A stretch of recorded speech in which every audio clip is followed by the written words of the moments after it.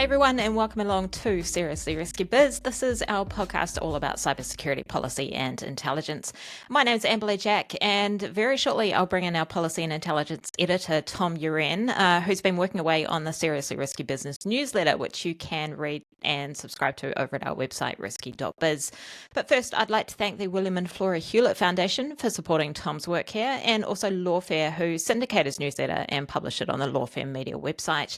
And finally, we do have a corporate sponsor this week as well, so a big thank you to Dropzone. You can find them at Dropzone, DROPZONE.ai. Tom, thank you for joining me. It's so good to see you. Hey, Amberleigh, how are you?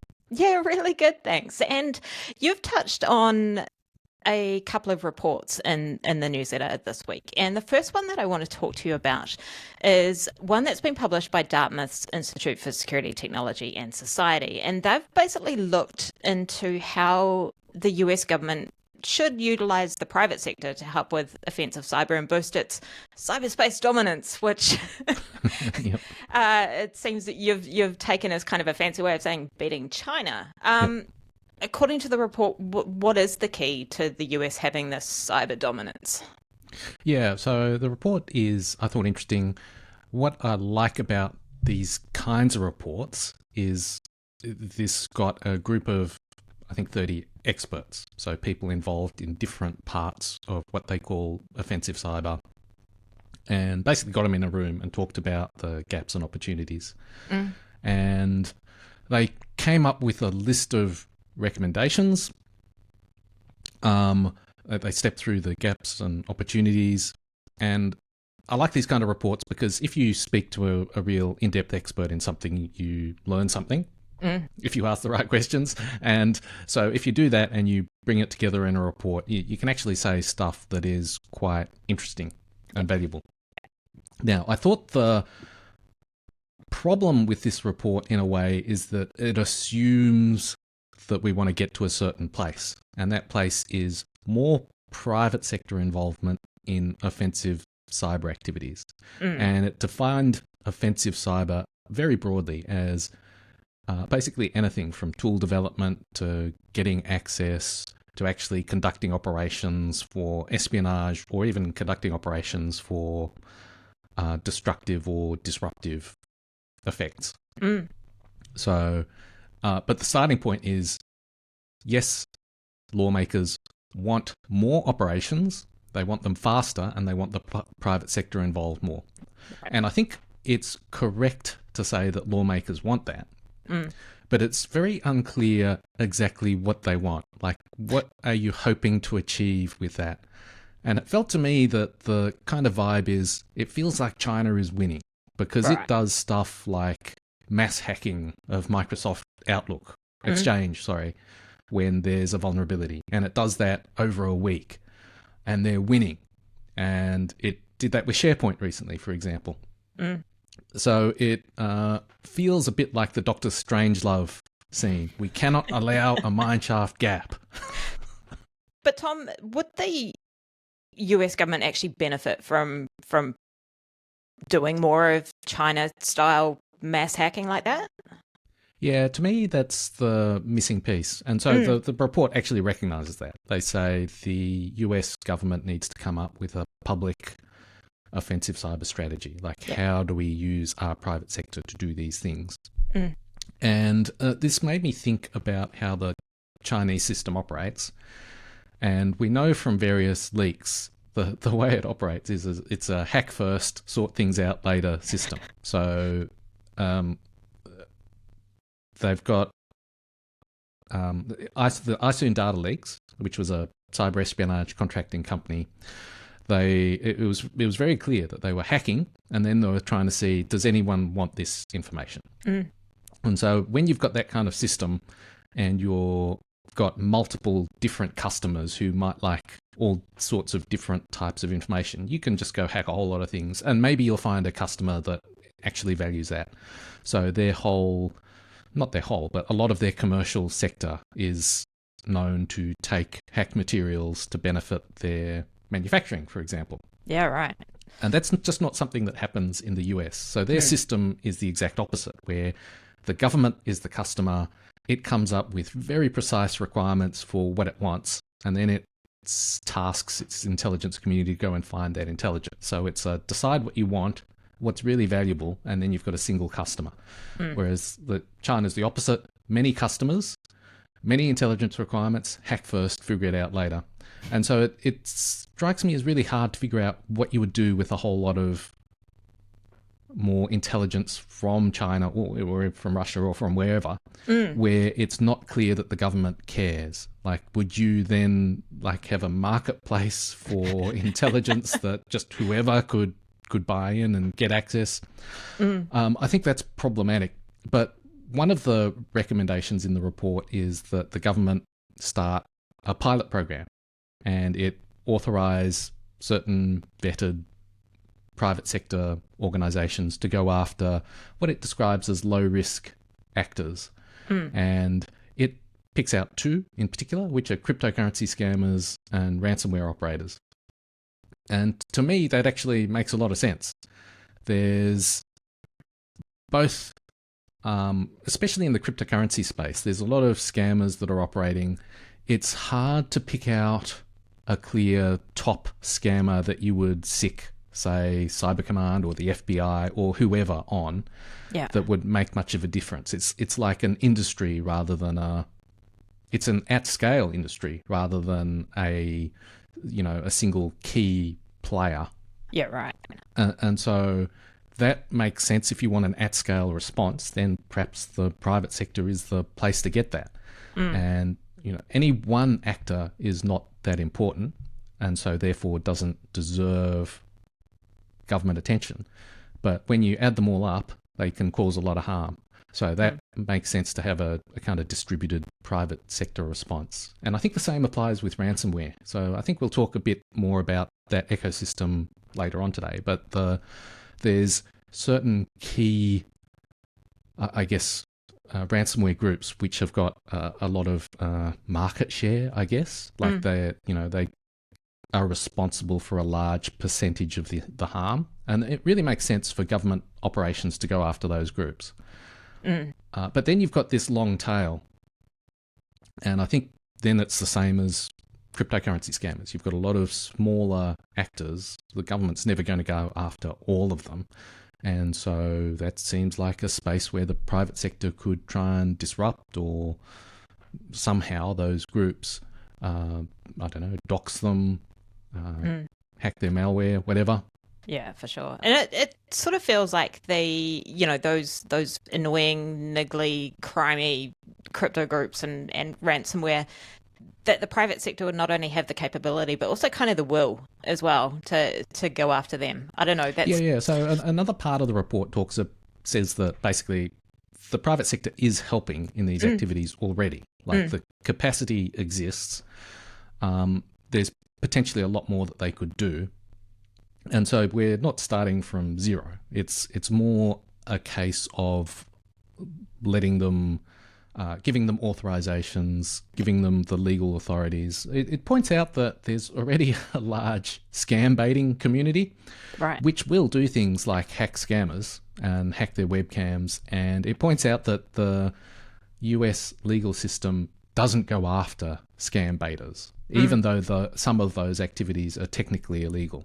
So it feels like there's they're pushing on an open door, in the sense that no one really worries if you hack a scammer. Yeah. It would be just enabling them to go further, do more, hopefully do more good, prevent more harm, perhaps. Yeah, for sure. The second report that you've touched on today is actually taking a bit of a look into how these smaller ransom groups and how quickly they are coming together. And this one kind of made me laugh, because it is a report from Analyst One's chief security strategist, John DiMaggio. And he had some really good and kind of laughable access to a ransomware operator, Devman, who seemed very happy to, on the one hand, admit that, yes, doing what he does is likely to lead to getting himself into trouble. And then on the other hand, giving DiMaggio full access to his life story, pretty much. So tell me about this one, Tom. Yeah. This felt very random in the sense that DiMaggio, I've written about some of his reports before, and he, in those reports, got access to the Conti ransomware gang by setting up a fake persona. I think he applied for a coding job despite not speaking any Russian. And after he was rejected, they just left him in the chat. And so he just sat there. In this case, however, Devman knows he's a security researcher. He knows that DiMaggio's writing down and documenting everything that's happening. And he's still, like, he talks to him. He'll ring him up. He'll talk about, buying watches, luxury watches. This is, what I do. He even shares passports that he's got. So to me, the point is that there's actors in this ecosystem which will do illogical and things that don't make sense. Yeah.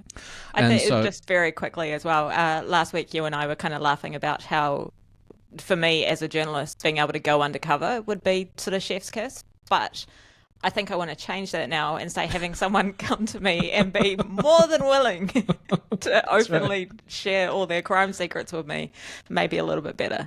I think there's an interesting section where DiMaggio asks him, Devman. So I'll step back. So Devman, he starts off as an affiliate. He seems like he's an average Joe in the sense of competent but not exceptional. And he very quickly goes from being an affiliate for a couple of different ransomware gangs to within 6 months, he's set up his own ransomware as a service platform. And now it's never really clear what his motivation for this is. I don't know, maybe independence or something. He actually says, I'm stepping away from crime, but it turns out he just means I'm setting up my own ransomware as a service platform. But the fact that someone who is not exceptional can do it so relatively quickly for reasons that are unclear, but just motivated by his, like, he's a strange person, I think. Yeah. Just indicates that the ransomware system will splinter as law enforcement pressure bites.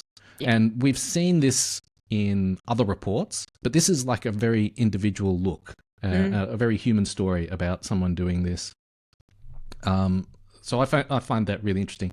So he, I think one of the things he's after, it appears, is control. He's a bit of a control freak. So he sets out these codes of conduct. You're not allowed to be unprofessional.